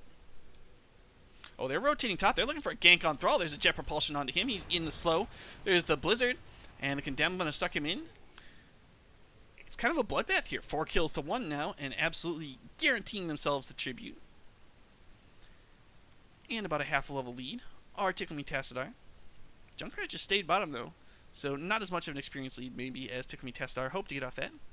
But more importantly, they do have this tribute lead, and it's about time for bosses to spawn in 15 seconds, and I wouldn't be surprised if Tickle Me Tassadar rolled to their boss real soon after that point and got a boss shoving. They can even give next tribute and just get the boss in exchange for the tribute. Or if the entirety of Sidestep rolls to defend the boss, then they can pick up the tribute, get the curse, and be wildly ahead in this map. Next tribute going to be on the side of Sidestep in one of the more favorable spots they can get. Cho'Gall sieging away on that wall up to 11 stacks.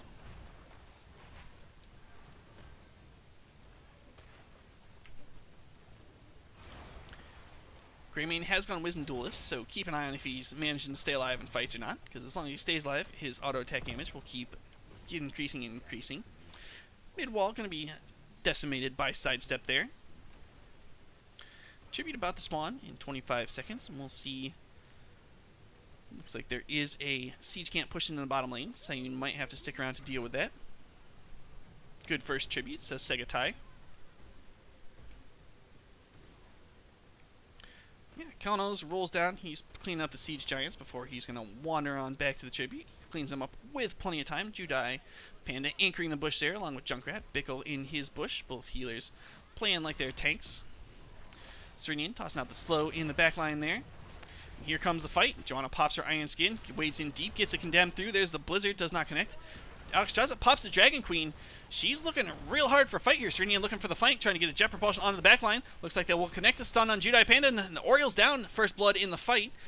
And Bickle about to run out of Dragon Queen. Tosses out a number W. Looks like Sheba able to zone away Sayun. Jet propulsion steps forward. Old Pro and Serenian shelling away on Doosting and Kelithos. They aggro the spell camp actually.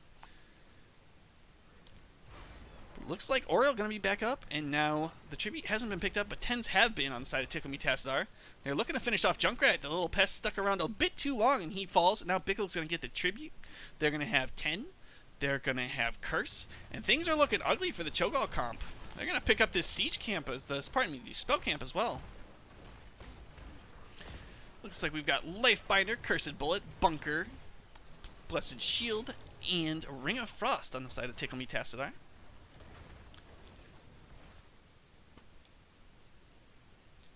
Looks like they're going to roll down, take out this bottom fort. A couple other members going to roll up to the top lane, take out the top fort. This map really starting to open up. If you're a Tickle Me Tassadar fan, things are looking good.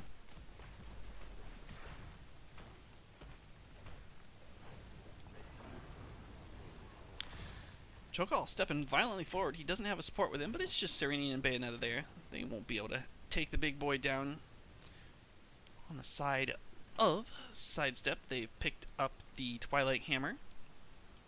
Got the Sundering on Thrall, Aegis on Oriole, Riptire on Junkrat, and the Shadowbolt Volley on Cho'Gall. Looks like an excellent bunker there from Serenian. Gonna keep the Greymane alive for now.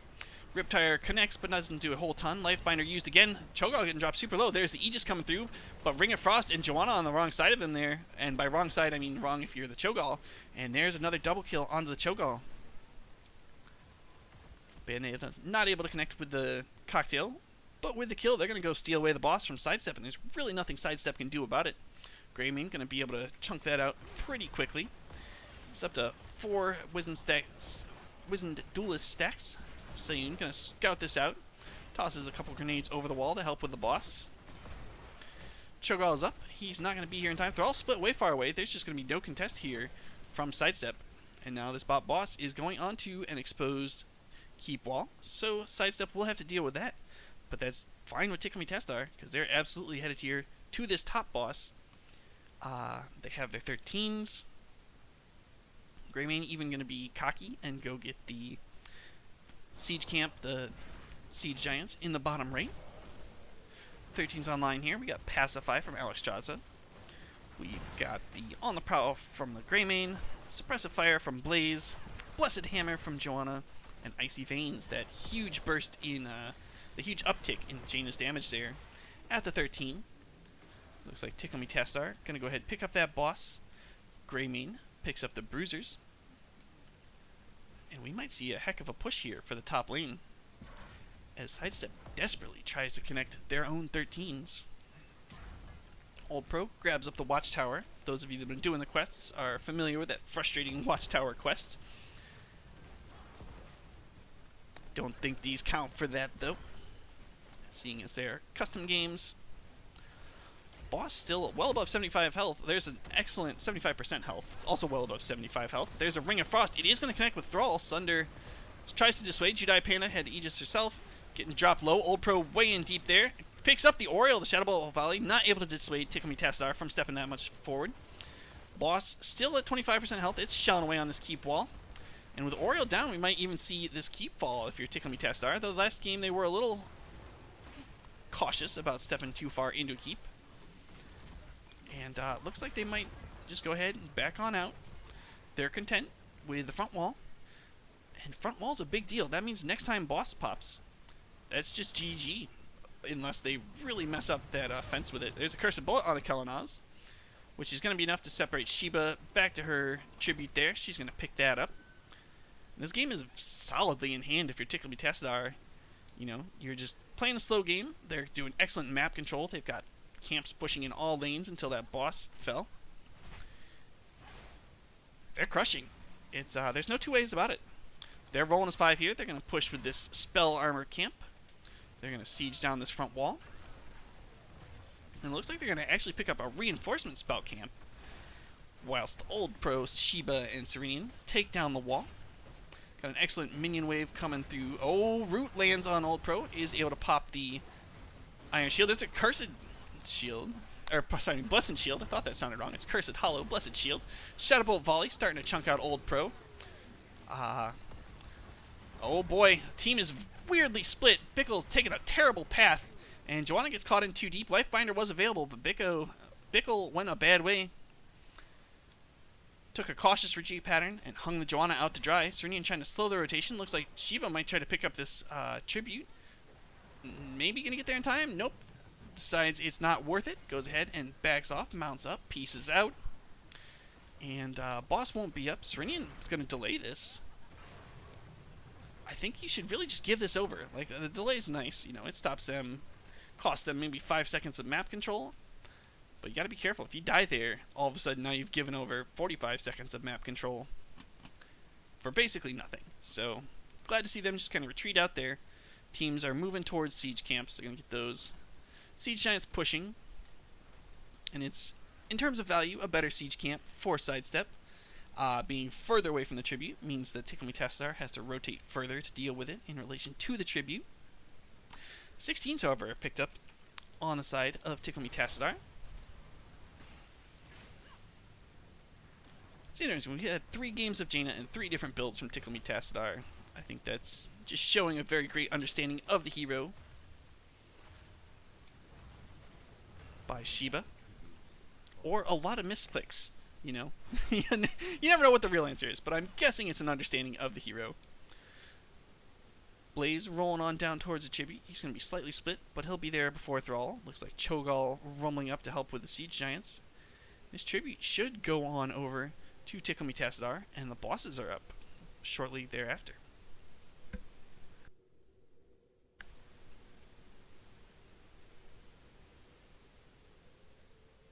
Not having 16, looks like Sidestep isn't willing to contest this tribute. Will they be willing to contest the boss in 10 seconds? We'll find out. Looks like Cho'Gall is rolling that direction, although he might be picking up mid-wave. Here's the boss. Is this going to be a throw pit? Looks like, oh my gosh, Old Pro taking an aggressive rotation. They might catch out Doosting there. Couldn't decide. Looks like they're going for Sayun instead. There's the Blessed Shield. Sayun going to just barely hop on out on the Junkrat. They may be forced a fight that they weren't super feeling, so they're going to back on out. Even though they were up a talent tier, I'm a little surprised they weren't ready to take that, but they didn't want to have up a talent tier into enemy structures, and I think that's respectable. Looks like a split decision here by Tickle Me Tassadar, trying to decide if they want to commit to boss, if they're going to commit to tribute. It looks like they're hiding in a bush. I like this a lot, because Sidestep has to absolutely go to that tribute on the off chance that Tickle Me Tassadar is there. But if they're not there, all of a sudden Sidestep gets this boss for free. They were spotted out by the Cho'Gall. It looks like they're going to trade boss for boss. But with a Greymane on the side of Tickle Me Tassadar, they're going to win the boss race. They would win a core race too if this game devolves into a core race. This game's getting exciting. Checking out this boss, it's still 25% health, and I don't like this rotation from Tickle Me Tassadar. They should have absolutely pushed with that boss, gotten the value out of that, in my opinion. But they're just willing to play defensively. They're gonna hang out, check for a aggressive rotation. Yeah, I don't know. Like I said, I disagree with both of those rotations. Kind of that whole series there from Tickle Me Tassadar. Unfortunate for them. We'll see what this boss gets in the bot lane. Looks like it's going to get the wall. And not much else. So now they've traded wall for probably part of their own wall. And I think you could have gotten more. You were ahead in this game by a substantial point. I don't know. That's just my feeling. I'm really an aggressive player, though, so I could be overestimating their abilities. It is going to be a friendly tribute spawn for Curse. Looks like team is split. Serenian steps very far forward up into that Cho'Gall. Shiba barely dodges the bowling ball. Bayonetta scooping up the Siege Giants, get them pushing down the lane. Might demand a small response from Sidestep. Silence out onto Serenian. I haven't shown talents in a while. I'm sorry for that. There's some talents for you. That silence, very impactful on the Cho'Gall. He steps up. He's channeling for Curse. He gets denied by Serenian. Bickle pops the Dragon Queen. Serenian, oh, okay, he does eventually connect with the healing circle there. Bickle and Old Pro starting to work on the Cho'Gall. Bickle eats a huge Sunder Shadow Ball volley, gonna chunk out. There's Lifebinder by Bickle, trying to keep Bickle alive. Bickle does stay alive with the Lifebinder. And now Serenian steps in with the Jet Propulsion, trying to stay alive. The Riptire from Junkrat, not enough to shove him out, and now all of a sudden Doosting falls in the backline to the Greymane. Sayun getting chunked out by him as well. There's the Condemned. Cho'Gall drops super low. Oriel not going to be able to keep them all alive. There's the Curse onto Sidestep. Sayun, oh my gosh, down to 200 health. Joanna stepping forward. She does not have Blessed Shield available, but Sayun going to fall anyway, and now there's Oriel, the last line of defense for Sidestep. Gets slowed, gets chunked out. Curse is online. We have a single Siege Giant shoving. And this is probably GG with the Curse, with 5 members up on the side of Tickle Me Tassadar. They're going to take this keep. They're going to be real close to 20, and they are going to absolutely be shoving onto this core. Here it comes. Core shields being stripped. 5 seconds till Thrall, and another 10 seconds for Cho'Gall. Core just getting dumpstered down to 70%, 60, 50, 40, 30, 20, 10, GG! We have the game going on over to Tickle Me Tassadar and the series. They'll be advancing to face Arrogant Nephilim in the Div C West semifinals.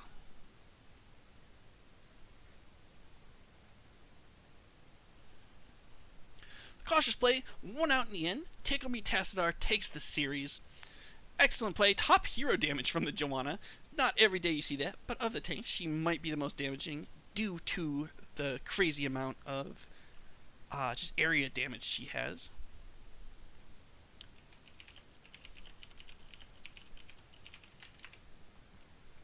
Man, what a great series. Thank you all for tuning in to watch that. Hopefully you had as much fun as I did. What just tremendous games. Oh my gosh, here's the talents for you. I'm going to pick up someone to interview from Tickle Me Tassadar.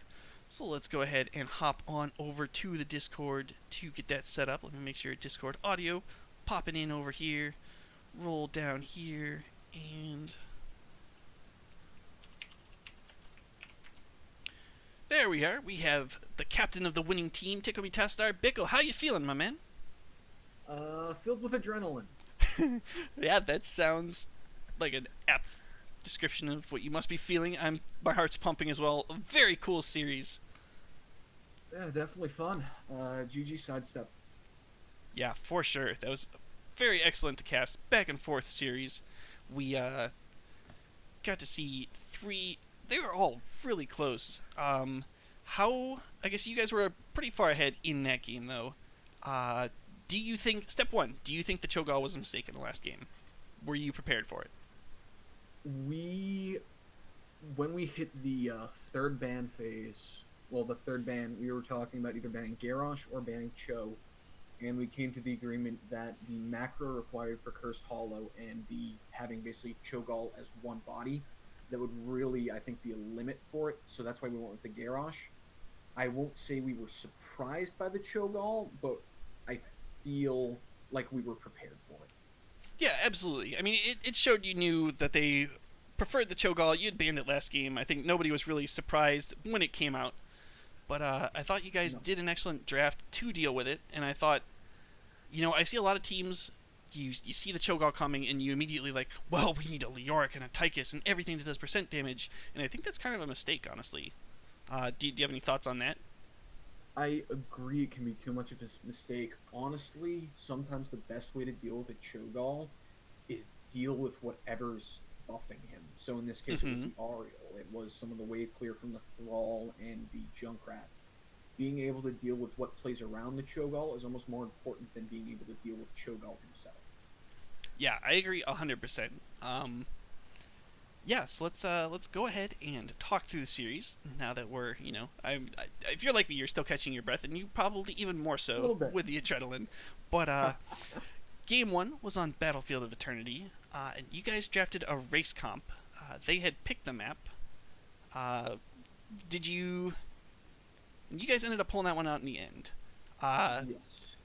We had some rough moments here and there in the map where a little bit of miscommunication on our side led to a bit of indecision, which I think it was especially on the second Immortal phase. mhm. There was miscommunication about whether to burn or defend, and we ended up splitting there, and that ended up getting us killed a bit and gave them the Immortal. So a few missed calls here and there, I think, hurt us in that game, but in the end, we were able to pull everything together. We were happy with the draft we got. Mhm. Yeah, we saw their strong tendency for a Genji ban, and saw recently they've been banning Kerrigan a lot. Mhm. So we kind of expected those two bans coming in. So we had some draft ideas coming into the game as to what we wanted, and I'd say like half the things we wanted we got. Some things we had to change on the fly. Sure. It sounds like excellent scouting though, and based on the drafts and how they went, I would say absolutely. Did you know going in that they would probably pick Battlefield of Eternity? To be completely honest, we were fairly confident we knew where they'd go for map one, Mhm. and map two. Honestly, all three maps, none came as a surprise to us. Yeah. Excellent It's job their scouting then. three most Kudos. played map. Yeah, makes sense. And yeah, I remarked on it a couple times. If you watch the stuff back, I felt like I was a little surprised to see you guys win. No dig against you guys, but I felt like there were times where you guys CC chains were out of sync. Is that maybe something you're gonna work on before the next game, or It is that just was that just miscommunications in the heat of the moment? a bit of both.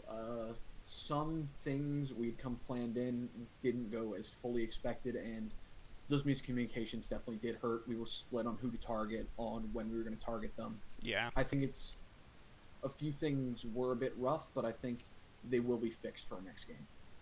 excellent. Well, looking forward to that. You guys will be playing Arrogant Nephilim next. We'll get to that in a second. But before that, game two was on Tomb of the Spider Queen, and that's pretty handily in their favor for a lot of the game. Do you have feelings for what maybe went wrong? Was that just a draft issue, or were you struggling with the Hanzo, or what was happening there? The issue we really feel there was definitely the Hanzo hurt a lot getting that poke down, but the biggest issue in that we feel is the White Mint. The armor she gives with Aegis, the sustained healing she gives, just became a real problem. And we also felt we never were really able to get engaged that we wanted with either Maiev or Diablo. Mm-hmm. And that's to no fault of either Bayo or Old Pro. I think they both played great today. Uh, Game two, especially, I know I had some bad positioning issues that got me caught a few times. Mm-hmm. And yeah, they capitalized on the mistakes we made. Fantastic game two. And their sustain just really hurt. Yeah, it was. I remarked on the white main in the draft, and it looked super hard to deal with, and I was glad to see you ban that out in game three. Also in game three, um, yeah, things you really out macroed them there. It seemed like pretty much anytime there were camps on the map, you guys had them. You were pushing. You weren't missing experience. Would you say? I guess would you say Cursed Hollow is a map you're really comfortable on? Maybe even your favorite map, or is there other stuff in the bag? Honestly, it's not. It's not a map we play all that often. But I think, honestly, we proved to ourselves a bit tonight that it's definitely one of our more comfortable maps. So it's definitely something we'll look into more as we go into the future as an option for a potential map. But yeah, the goal going in there was always with that Cho'Gall to out macro, to get the camps when they're up, to make those rotations happen, to split between the bosses as soon as we can. And it also worked out really well that that macro helped us just get that curse advantage that we needed, and we just snowballed it from there. Yeah, for sure. A couple remarks on smaller things that happened during Game 3. Uh, just kind of in general, it seems like you guys were erring on the side of caution. What was the call when you guys were. You raced opposing bosses, and then you guys just kind of. It seemed like you guys were ahead. You were ahead in experience, you were ahead in structures, and then you just kind of backed off and defended the top boss that they had taken. Yeah. So in that case, we were making we made the call to feint that we were falling back for Trib, but then camped the bush, and then once we felt decent enough chance, they've moved up, and I think we saw Thrall up there. We moved for boss. Yeah, I thought that part of it was great. That was Yeah. brilliant.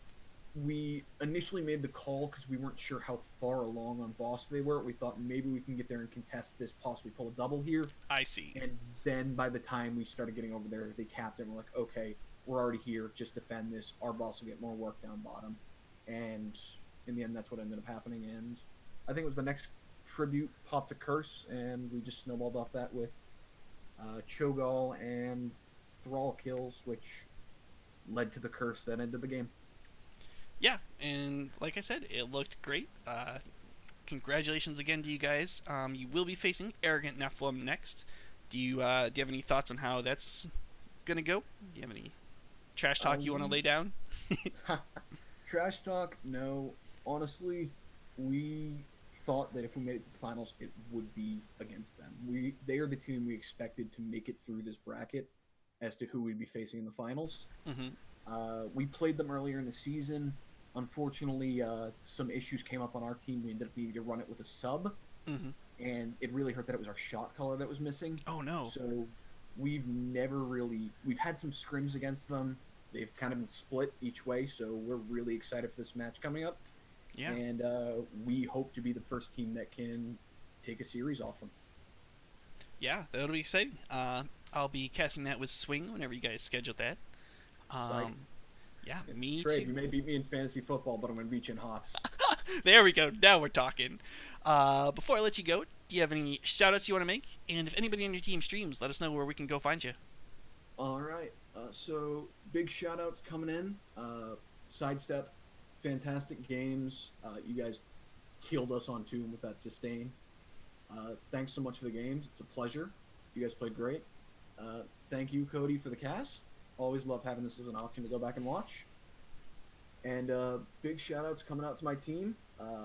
Bayonetta, Shiba, monster damage dealers. Bayo, your Vol is terrifying, and I know your Greymane was hot too. Shiba, stop it with the rings on Jaina. It's too dirty.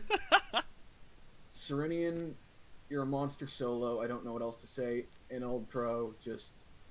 I've played with you so long. Your tanks, they're just great. And Nikki, I know you're not playing with us right now, but thank you for subbing in. Thank you for always being there when you need them. You're all great as teammates, and I'm thankful to have you guys as teammates, and thankful to have you carry me when I need it. Yeah, awesome. Thank you much for stopping by, and see you next game. Thank you for having me. Have a good night. You too. Yeah, so that was Bickle from Tickle Me Tassadar. They're moving on in the playoffs. They first, I think they might be the first underdog seed to advance in the playoffs. Let me throw back up the bracket. We can take a peek at that. I don't have it updated yet, but yeah, they do appear to be the first underdog seed to win, so congratulations to them on that. Thank you everyone for tuning in. It was a pleasure to have you here. Hopefully you guys enjoyed the cast. If you haven't, go ahead, toss me a follow.